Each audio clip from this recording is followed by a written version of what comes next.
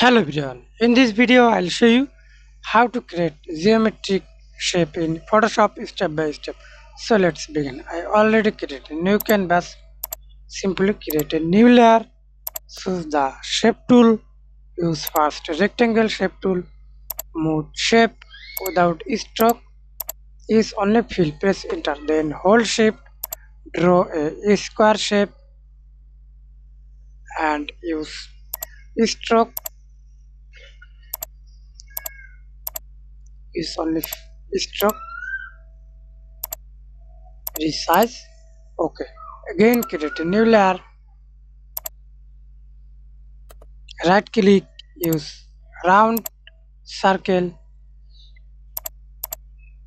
Okay, again create a new layer, right click, polygon sides 3 for rectangle, press enter, draw anywhere.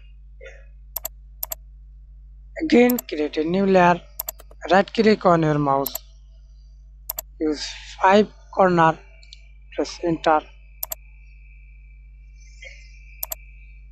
apply the same process 6 corner and use perfectly custom shape. Create again new layer, right click on your mouse, custom shape,